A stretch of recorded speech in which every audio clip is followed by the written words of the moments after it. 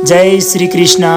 आप अपने आप को बड़ा सौभाग्यशाली मानिए दोस्तों कि भगवान श्री कृष्ण की अनुकंपा आप पर हुई है और आपके हृदय में श्रीमद् भगवत गीता के पवित्र विचारों को जानने की इच्छा हुई है। इस वीडियो में हम बात करेंगे कि भगवान श्री कृष्ण ने श्रीमद् भगवत गीता जी के दूसरे अध्याय में हमारे जीवन में काम आने वाले विचारों को किस प्रकार से समझाया है, और उन्हीं के वचनों को मैं आपका मित्र सांवर चौधरी बड़ी ही सरल और साधारण भाषा में इस वीडियो में आप तक पहुंचा रहा हूं। अगर आपके जीवन में कोई भी प्रकार का दुख है, कोई भी समस्या है या किसी भी आप चिंता से ग्रस्त हैं, तो इस वीडियो को आखिर तक ध्यान पूर्वक सुनिएगा और इन बातों को अपने जीवन में लागू कर लीजिएगा। मैं यकीन के साथ कहता हूं कि आपका जीवन अवश्य सुखमय हो जाएगा। तो चलिए शुरू करते हैं श्रीमद् भगवत गीता जी के दूसरे अध्याय को। दोस्तों, प्रभु से आप जब कभी भी कुछ मांगने जाते हैं, कुछ अरदास करने जाते हैं, प्रार्थना करने जाते हैं, तो तुम्हें वो नहीं मिलता जो आप चाहते हैं, बल्कि भगवान श्री कृष्ण आपको वही प्रदान करते हैं जिसकी आपके जीवन में परम आवश्यकता है। जो आपके लिए सही है, अच्छा है, आपके लिए फायदेमंद है, वही ईश्वर आपको प्रदान करते हैं। इसीलिए तो कहते हैं कि जो होता है अच्छे के लिए होता है।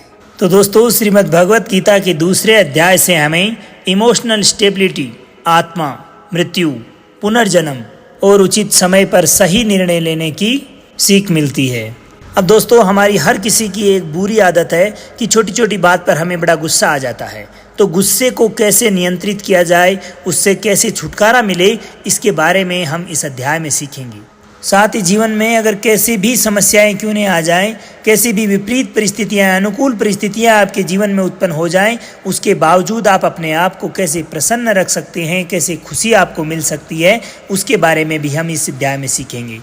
तो चलिए विस्तार से जानते हैं श्रीमद् भगवत गीता की दूसरे अध्याय से मिलने वाली सीख के बारे में। श्रीमद् भगवत गीता अध्याय 2, सांख्य योग। इस अध्याय की शुरुआत होती है जब धनुर्धर अर्जुन बिल्कुल उदास बैठे हैं। उनके पास में निर्णय लेने की क्षमता तक नहीं है। उन्हें ये समझ नहीं आ रहा कि अब ऐसी स्थिति में क्या करना चाहिए अथवा क्या नहीं। वो बार बार इसी बात को सोच रहे हैं कि इस प्रकार के युद्ध से भला मुझे कैसा सुख प्राप्त होगा। इसमें अपनों को मार के तो मुझे हर प्रकार से दुख ही नजर आ रहा है। अगर वास्तविकता पर आप ध्यान दें तो अर्जुन को कौरवों को मारने में कोई आपत्ति नहीं थी, बल्कि कौरवों के संग उसी के कुल के जो बड़े बुजुर्ग गुरुदेव आदि खड़े थे, उनको मारने से उसको आपत्ति थी, जिनमें मुख्यतः भीष्म पितामह, गुरु द्रोण, गुरु कृपाचार्य।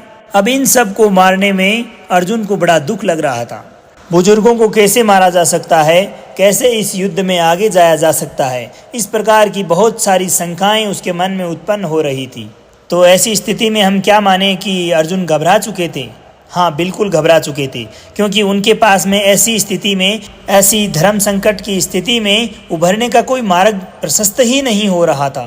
और ऐसी स्थिति में अब अर्जुन को ज़रूरत थी मोटिवेशन की, सच्चाई को जानने की। हालांकि उन्होंने बहुत सारे सिद्धांत बताए, बहुत सारी आशंकाएं जो थी उन्हें सामने लेकर आई, लेकिन अभी तक भगवान श्री कृष्ण ने उनसे कुछ नहीं कहा। अब भगवान श्री कृष्ण इसी दूसरे अध्याय में अर्जुन की तमाम आशंकाओं को मिटाने की कोशिश करते हैं। अर्जुन को ये बताने की कोशिश करते हैं कि सत्य क्या है और झूठ क्या है। वो ऐसा क्या है जो आज तो हमारे सामने है लेकिन कल नहीं रहने वाला, और जो चीज़ हमेशा के लिए शाश्वत रहने वाली है वो क्या है। अब जब अर्जुन को ये समझ में आता है कि मैं बहुत सारी आशंकाओं से घिर चुका हूँ, मेरे सामने जीवन की बहुत बड़ी चुनौती आ गई है, तो ऐसी स्थिति में अर्जुन श्री कृष्ण से कहते हैं कि हे श्री कृष्ण, मैं आप ही का शिष्य हूँ, आपका शरणागत हूँ, आप कृपया मुझे उपदेश दें। ऐसी स्थिति से उभरने का कोई मार्ग प्रशस्त करें। आप जीवन में जब मुश्किलों में पड़ जाते हैं, परेशानियों से घिर जाते हैं, उस समय आपको ये ज्ञात होता है कि आपके जीवन को वापस सही दिशा में लाने हेतु एक सद्गुरु और ज्ञानी पुरुष की आवश्यकता है, जो आपको उचित मार्ग दिखाकर सही मार्गदर्शन कर सके। और अर्जुन के सामने तो साक्षात भगवान स्वयं खड़े थे, जिन भगवान श्री कृष्ण को अर्जुन अब तक मात्र अपना सखा मान रहे थे, युद्ध न लड़ने के लिए तरह तरह के तर्क उनके सामने प्रस्तुत कर रहे थे।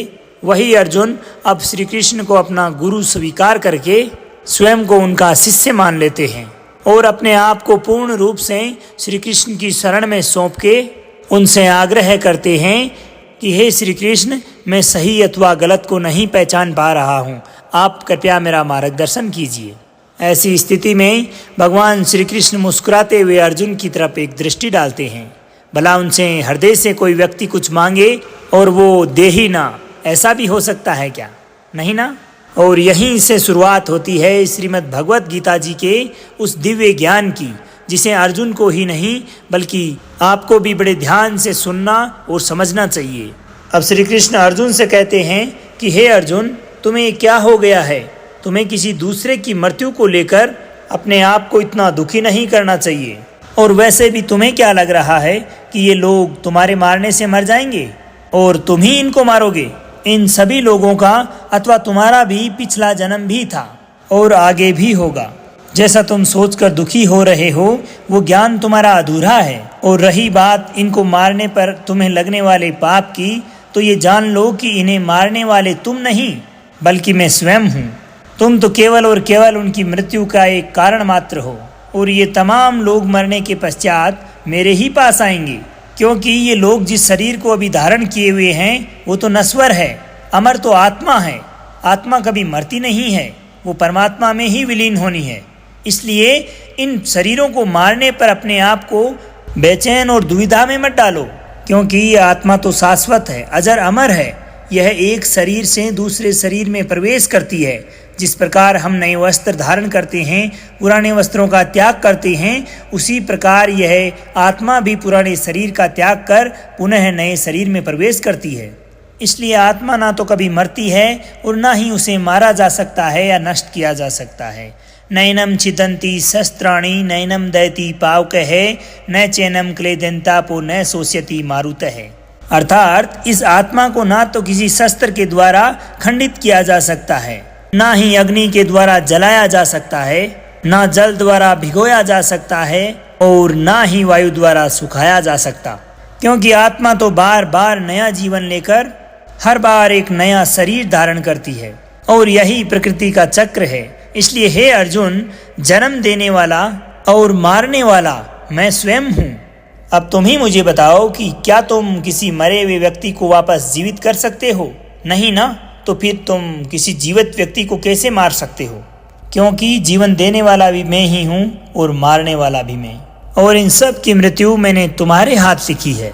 अब ये सब प्रकृति का चक्र है, तो भला तुम इसके जिम्मेदार कैसे हो सकते हो?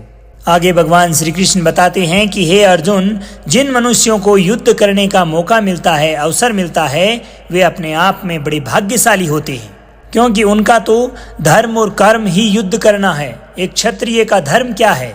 युद्ध करना। तो इसमें उसे पाप नहीं मानना चाहिए। और तुम एक क्षत्रिय हो, यदि तुमने ये युद्ध नहीं किया, यानी तुमने अपना धर्म और कर्म अच्छी तरह से निर्वाह नहीं किया, तो भविष्य में तुम्हारे नाम के आगे कलंक जुड़ जाएगा और तुम्हारे जैसे योद्धा को एक कलंकित जीवन मिलना मृत्यु से कम नहीं है। जो लोग तुम्हें बड़ा सम्मान दिया करते थे, तुम्हारी प्रशंसा किया करते थे, तुम्हारा मान सम्मान बढ़ाया करते थे, वही लोग तुम्हें निंदा के भाव से देखने लगेंगे, तुम्हारा उपहास करेंगे, तुम्हारी वीरता पर सवाल खड़े कर देंगे। इसलिए हे अर्जुन, तुम सुख दुख, लाभ हानि, हार जीत सबको त्याग कर अपने विचारों को स्थिर करो और युद्ध के लिए तैयार हो जाओ, जिसमें या तो तुम युद्ध में परम गति को प्राप्त करके मेरी ही शरण में आ जाओगे, या फिर विजेता बनकर धरती पर ही सुखों का भोग करोगे। हे अर्जुन, तुमने अपने जीवन में आज तक जो कुछ भी सीखा है वो मेरे इस दिव्य ज्ञान के आगे कुछ भी नहीं। अर्थात तुम्हें अपने निश्चित कर्मों का पालन करने का पूरा अधिकार है, लेकिन तुम अपने कर्मों का फल प्राप्त करने के बिल्कुल भी अधिकारी नहीं हो। इसलिए तुम अपने आप को अपने कर्मों के फलों का कारण मत मानो और ना ही कर्म ना करने में आसक्ति रखो। तुम अपना कर्म करने से पूर्व ही उससे आने वाले परिणाम के बारे में सोच रहे हो, जबकि तुम्हें ये जान लेना चाहिए कि फल देने वाला मैं हूँ और कर्म करने वाले हो तुम। तुम अपने कर्तव्य का पालन करो, मैं अपना काम स्वयं करूँगा। इस पर अर्जुन ने श्री कृष्ण से कहा कि हे श्री कृष्ण, आपने मुझे अपने विचारों को नियंत्रित रखने, अपने इमोशंस, थॉट्स को कंट्रोल रखने के लिए कहा था, तो ये कार्य मैं कैसे करूं? तो इस पर भगवान श्री कृष्ण कहते हैं कि जो व्यक्ति अपने मन की इच्छाओं और अपने द्वारा किए गए कार्यों से उत्पन्न होने वाले फल के बारे में सोचना बंद कर देता है, वही व्यक्ति स्थिर बुद्धि कहलाता है। ऐसे व्यक्ति को ना तो स्वयं के साथ बुरा होने पर दुख होता है और ना ही किसी कार्य के अच्छे होने की खुशी। जिस व्यक्ति के अंदर से हर प्रकार की भावना, क्रोध नष्ट हो जाता है, जो शुभ अशुभ के चक्कर से बाहर निकल चुका है, जो इस प्रकार से अपनी इच्छाओं को वश में कर लेता है जैसे कोई कछुआ खुद को खुद में ही समेट लेता है, उसी मनुष्य की बुद्धि स्थिर हो जाती है। क्योंकि सदैव अपनी इच्छाओं के बारे में सोचते रहने से वो इच्छाएं हमें अच्छी लगने लगती है और ऐसे में उन इच्छाओं को पूरा करने का मन होता है। परंतु जब उन्हीं इच्छाओं को पूरा करने में कोई कठिनाई आती है, कोई समस्या आती है, तो ऐसी स्थिति में क्रोध उत्पन्न होता है और क्रोध आने पर मनुष्य की मति भ्रष्ट हो जाती है, पागल हो जाता है और ऐसी स्थिति में वह अपने कर्म और धर्म को भूलकर नीचे गिर जाता है। परंतु यदि कोई अपनी इच्छाओं को वश में कर लेता है और इच्छाओं का गुलाम नहीं होता तो उसका अंतर्मन शुद्ध हो जाता है और इसी के साथ उसके दुखों का भी अंत हो जाता है। और जब जीवन में दुख समाप्त हो जाते हैं तो उसकी बुद्धि स्वतः ही स्थिर हो जाती है। परंतु जब ये इच्छाएं और कामनाएं मन से नहीं जाती, वो मनुष्य अपने जीवन में कभी शांति नहीं पाता। और जिसके मन में शांति ना हो वो खुश कैसे रहेगा भला? उसकी हालत तो उस नाव की भांति होती है जिसको कि हवा किसी भी रुख में बहा कर ले जाती है। और स्थिर बुद्धि वाला मनुष्य उस सागर की भांति है जिसमें चाहे कितनी भी नदियां आकर क्यों न मिले, फिर भी उसे कोई फर्क नहीं पड़ता। और ऐसी ही स्थिर बुद्धि वाला मनुष्य मृत्यु के बाद मेरी शरण में आता है। दोस्तों, इस संसार में बहुत से लोग होते हैं जो किसी न किसी वजह से अपने प्रियजनों को खो देते हैं। और जिसने ऐसा नहीं देखा है या अपने जीवन में ऐसा दुख कभी महसूस नहीं किया है, उनको ये जान लेना चाहिए कि उनकी स्वयं की अथवा उनके प्रियजनों की मृत्यु भी एक दिन निश्चित है। क्योंकि जो जन्म लेता है उसकी मृत्यु निश्चित है, यह एक शाश्वत सत्य है। तो इस पे दुख बिल्कुल नहीं करना चाहिए। ऐसी स्थिति में उदास होने का कोई प्रयोजन नहीं है, क्योंकि स्वयं भगवान ने कहा है कि हम अपने जन्म से पूर्व भी इस दुनिया में नहीं थे और मृत्यु के बाद भी नहीं रहेंगे, लेकिन उस दौरान हम किसी न किसी रूप में इस ब्रह्मांड में अवश्य रहेंगे। और इसीलिए हमें मौत से कभी डरना नहीं चाहिए, क्योंकि या तो हमारा पुनर्जन्म होगा या फिर हम हमेशा हमेशा के लिए परमात्मा में विलीन हो जाएंगे। और जब सब लोग आखिर में एक ही जगह विलीन होने हैं तो फिर किस लिए भावुक होना, किस लिए उदास होना? और यही प्रकृति का नियम है। हम केवल ये शरीर मात्र नहीं हैं जो हमें डरने की आवश्यकता हो। हम वास्तविकता में आत्मा हैं और उसी परमात्मा का अंश हैं जिसको हम भगवान कहते हैं, ईश्वर कहते हैं। और जब हमें बनाने वाले भगवान ही हैं तो हमें आखिरकार उनसे मिलने का ही प्रयत्न करना चाहिए। ये दुनिया तो मात्र उस ईश्वर का एक माया जाल है। दोस्तों, अर्जुन मोह में फंस चुके थे, इसीलिए वो कोई डिसीजन नहीं ले पा रहे थे, कोई भी उचित निर्णय तक पहुंचने में असमर्थ थे। हमारे जीवन में भी ऐसा होता है कि जब कभी भी हमारी कोई निर्णायक घड़ी होती है, हम डिसीजन लेने वाले होते हैं, तो एक तरफ होता है हमारा मोह, हमारा अटैचमेंट, और दूसरी तरफ होता है हमारा लक्ष्य, हमारा वास्तविक काम। और इसी मोह के चलते हम अपने काम को पूर्ण करने में असमर्थता दिखाते हैं। जिस प्रकार से हमें पढ़ाई के लिए घर से दूर जाना होता है अथवा अपने जीवन के सपनों को पूरा करने के लिए कहीं दूसरे स्थान पर जाना पड़ता है, तो ऐसी स्थिति में हमें अपने परिवार का मोह तो छोड़ना ही पड़ेगा। इसीलिए जीवन में कोई भी निर्णय लेने से पहले यह आपको जरूर देखना है, यह निश्चित करना है कि आपके जीवन में मोह कौन कौन से हैं, कौन कौन से वो अटैचमेंट्स हैं जो आपके टारगेट को प्राप्त करने में बाधा बन रहे हैं। उन्हें आपको दूर करना ही पड़ेगा। दोस्तों, हमारे जीवन में आने वाले दुखों का सबसे बड़ा कारण है हमारा सदैव अपनी इच्छाओं के बारे में सोचते रहना। जब भी हम अपनी इच्छाओं के बारे में सोचते हैं तो समय बीतने के साथ साथ हम उन्हें पूर्ण करने की भी पूरी कोशिश करते हैं, और जब किसी कारणवश वो कोशिश नाकाम हो जाती है तो क्रोध उत्पन्न होता है, और ये क्रोध ही हमारे जीवन की प्रसन्नता, खुशियाँ छीन लेता है। इसलिए दोस्तों, ये गुस्सा ही एक ऐसी चीज़ है जिसका अगर आप त्याग नहीं करोगे तो आप जीते जी जीवन में कभी खुशी नहीं पा सकते। आप हमेशा अपने आप को समस्याओं से घिरा ही पाओगे, क्योंकि ये दुनिया तो केवल आपके विचारों का ही प्रतिबिंब मात्र है। अब आपका ये सवाल ज़रूर होगा कि अगर हम जीवन में कोई इच्छा उत्पन्न ही नहीं करेंगे, किसी चीज़ के बारे में सोचेंगे ही नहीं, तो फिर नाम कैसे कमाएंगे? तो इसके लिए भगवान श्री कृष्ण बताते हैं कि आप सर्वप्रथम अपने कर्म को पहचानिए और उसके पश्चात सफल होने की खुशी अथवा असफल होने का डर त्याग कर उस काम को आप इस प्रकार से करें जैसे वो काम आप नहीं ईश्वर स्वयं कर रहे हैं। और इस प्रकार से आपकी हिम्मत कभी नहीं टूटेगी, क्योंकि ऐसा करने पर आपको ऐसा लगेगा कि इस कार्य के लिए मेहनत मैं नहीं बल्कि स्वयं परमात्मा कर रहे हैं। तो दोस्तों, ये था श्रीमद् भगवत गीता के दूसरे अध्याय का सार, जो आपको ज़रूर पसंद आया होगा। अब आपके मित्र सांवर चौधरी को आज्ञा दीजिए।